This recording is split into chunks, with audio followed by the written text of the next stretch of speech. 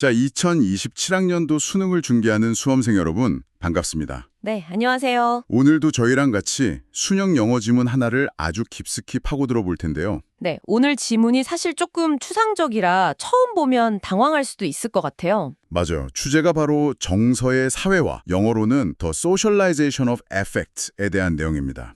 이 지문은 사실 굉장히 근본적인 질문을 던지고 있어요. 인간의 감정은 보편적인가 아니면 상황에 따라 달라지는가 하는 거죠. 아, 정말 철학적인 질문이네요. 네, 그래서 오늘 그냥 단어 해석만 하는 게 아니라 이 글의 전체적인 논리 구조를 완벽하게 여러분의 것으로 만들어 드리겠습니다. 좋습니다. 이런 지문일수록 큰 그림을 보는 게 중요하죠. 그럼 바로 시작해 볼까요? 네, 슬라이드에 있는 저울 이미지부터 보시죠. 이 지문의 모든 이야기는 여기서 시작하거든요. 저울이 있네요. 한쪽에는 universality, biological nature, 그러니까 보편성, 생물학적 본성이 있고 그리고 다른 한쪽에는 situation, context, 즉 상황과 맥락이 놓여 있죠. 아, 이 두 가지가 팽팽하게 맞서고 있는 구도군요. 바로 그겁니다. 이 지문 전체를 관통하는 핵심 대립 구조예요. 우리가 흔히 아는 네이처냐 널처냐 하는 논쟁하고도 딱 맞닿아 있고요. 글을 읽으면서 저자가 이 둘 사이를 어떻게 연결하는지 그걸 따라가는 게 핵심입니다. 알겠습니다. 보편성이냐 맥락이냐 이 두 키워드를 머릿속에 딱 넣어두고 첫 문장부터 한번 들어가 보죠. 와, 문장이 정말 기네요. 네, 한번 읽어주시죠. Research on the universality of facial expressions suggests that the socialization of affect involves interactions between situational variables and a finite repertoire of human emotions whose meanings are at least roughly synonymous among all members of the species. 자, 숨 차죠. 이렇게 문장이 길고 복잡할 때는 무조건 뼈대부터 찾아야 합니다. 주어랑 동사요. 주어는 research, 동사는 suggests. 한 연구가 보여준다 이거네요. 그렇죠. 뭘 보여주냐면 that 이하의 내용인데 여기서 가장 중요한 단어 하나만 꼽으라면 바로 interactions, 상호작용입니다. 상호작용. 네, 정서의 사회화라는 게 결국 상호작용을 포함한다는 건데요. 무엇과 무엇의 상호작용이냐? 그게 바로 뒤에 나오는 situational variables랑 그 뒤에 나오는 a finite repertoire of human emotions 이거군요. 맞습니다.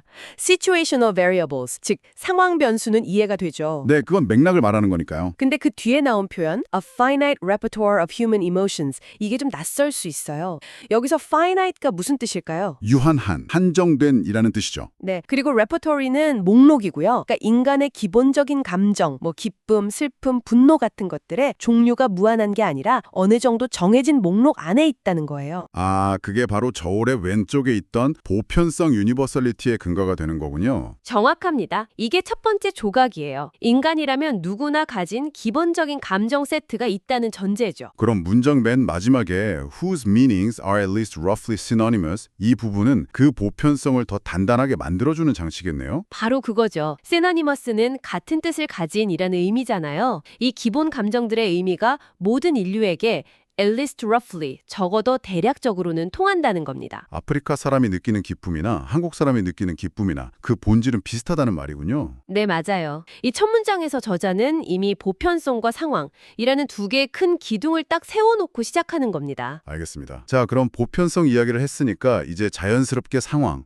즉 맥락의 중요성을 이야기할 차례겠네요. 그렇죠. 다음 문단에 바로 에잘드라는 학자가 나오죠. Affective Cognitive Structures라는 말을 쓰면서요. 네, 감정과 특정 상황은 inseparable 하다고 말하고 있어요. 분리될 수 없다. 이 inseparable이라는 단어에 별표 5개를 쳐야 합니다. 저울의 오른쪽, 컨텍스 쪽에 아주 무거운 추를 하나 탁 올려놓는 단어거든요. 아, 톱니바퀴 이미지처럼요? 네, 슬라이드 이미지를 보면 emotion이라는 톱니랑 particular circumstances, 즉 특정 상황이라는 톱니가 딱 맞물려서 돌아가잖아요. 네, 보이네요. 감정만 따로 상황만 따로 떼어내서는 절대 온전히 이해할 수 없다는 걸 시각적으로 보여주는 거죠. 와, 이건 L에게 3면에 나온다면 이 inseparable이라는 단어는 빈칸 추론 문제로 내기 정말 좋겠는데요. 그렇죠. 빈칸으로 나올 확률이 아주 높고요. 아니면 이 단어를 다른 표현, 예를 들어 intertwined, interconnected 이런 단어들로 바꿔서 물어볼 수도 있죠. 결국 핵심은 감정과 상황은 뗄 수 없이 연결되어 있다는 의미를 파악하는 거군요. 맞습니다. 그 의미만 잡으면 됩니다. 알겠습니다.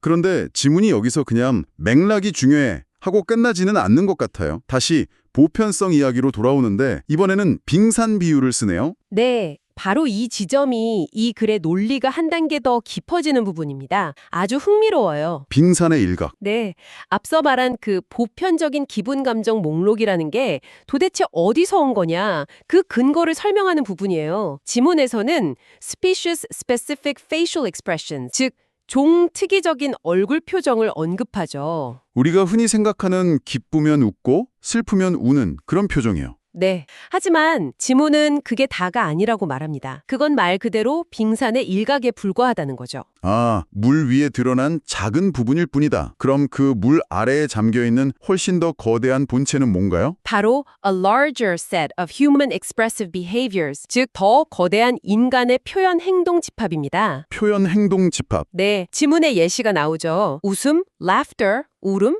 crying 뿐만 아니라 신체 움직임, bodily movements, 심지어 자세까지요. 아, 그러니까 감정의 보편성이라는 게 단순히 얼굴 표정 몇 개에만 있는 게 아니군요. 훨씬 더 근본적이고 원초적인 거죠. 아이가 기쁠 때 막 펄쩍펄쩍 뛰는 몸짓이나 좌절했을 때 어깨가 축 처지는 자세처럼 모든 인간이 공유하는 더 깊은 층위의 행동 패턴이 있다는 겁니다. 와, 보편성의 뿌리가 생각보다 훨씬 깊다는 이야기네요. 바로 그겁니다. 그리고 지문은 여기서 다시 한번 두 개념을 탁 연결시켜요. 이 근본적인 행동들이 분명 보편적인 능력이긴 하지만 without exception, 예외 없이 carried out in particular circumstances, 특정 상황에서 수행된다고요. 아, 또 맥락이 등장하네요. 네, 다시 상황의 중요성을 강조하면서 이제 본격적으로 이 두 개념을 융합하기 시작하는 겁니다. 결국 아무리 보편적인 능력이라도 특정 상황이라는 무대 위에서만 펼쳐지는 연극 같은 거군요. 이제 슬슬 이 둘이 어떻게 진짜 상호작용하는지 보여줄 것 같은데요. 맞습니다. 슬라이드의 순환 다이어그램, 그 피드백 루프가 바로 정서의 사회화 메커니즘을 보여주는 핵심 부분입니다. 네, 화살표가 빙글빙글 돌고 있네요. 내가 어떤 expressive behaviors, 즉 표현 행동을 하면요. 그 행동은 주변 환경, 그러니까 다른 사람들로부터 어떤 반응, response from environment를 이끌어낼 필요를 만들어내요. 그렇죠. 제가 농담을 하면 친구들이 웃어주는 반응을 기대하는 것처럼요. 바로 그거죠. 그런데 화살표가 반대로도 가잖아요. 환경이 나의 표현 행동을 형성한다. shaped by environment라고 되어 있죠. 아, 이게 바로 사회화군요. 네, 만약 제가 농담을 했는데 친구들이 계속 정색하면 저는 다음부터 그런 농담 안 하겠죠. 그렇죠. 반대로 친구들이 막 배를 잡고 웃으면 저는 그 농담을 다른 데 가서 또 써먹을 거고요. 이렇게 다른 사람들의 반응이 저의 감정 표현 방식을 계속해서 다듬고 형성해 나가는 겁니다. 이게 바로 인터랙션의 구체적인 모습이죠. 듣고 보니 정말 그렇네요. 어릴 때 울면 부모님이 바로 달려와서 안아주셨던 경험이 커서도 힘들 때 눈물로 감정을 표현하게 만드는 걸 수도 있겠군요. 아주 좋은 예시입니다. 그렇게 우리의 타고난 감정 표현 방식이 사회적 상호작용을 통해 평생에 걸쳐 다듬어지는 것, 그게 바로 사회화인 거죠. 자, 그럼 이제 이 긴 논리의 여정의 최종 목적지에 도착할 시간인 것 같습니다. 루이스라는 학자의 말을 인용하면서 결론을 내리는데요. 네, 이 한 문장을 이해하기 위해서 지금까지 달려온 겁니다. 이 글의 주제문이죠. The contextual reality of emotional expression transforms state into experience. 네, 여기서 가장 중요한 건 state와 experience라는 두 단어의 차이를 명확하게 아는 거예요. 슬라이드를 보니까 state는 생물학적 현상, 날것의 감정이라고 되어 있고 experience는 맥락이 부여된 사회적 경험이라고 되어 있네요. 네, 예를 들어서 심장이 막 평소보다 빨리 뛰고 손에 땀이 나는 건 그 자체로는 그냥 신체적인 상태일 뿐이에요. 생물학적 반응이죠. 그렇죠. 하지만 이 똑같은 스테이트가 어떤 contextual reality, 즉 맥락적 현실 속에 놓이느냐에 따라서 완전히 다른 게 됩니다. 아, 알 것 같아요. 만약 그 상태가 수능 시험 시작 1분 전에 교실이라는 맥락이라면 그건 극도의 긴장감이라는 경험, experience가 되는 거고 그렇죠. 똑같은 신체 상태가 내가 오랫동안 좋아했던 사람에게서 고백을 받는 순간이라는 맥락에 있다면 그건 벅찬 설렘이라는 경험, experience가 되는 거군요. 완벽합니다.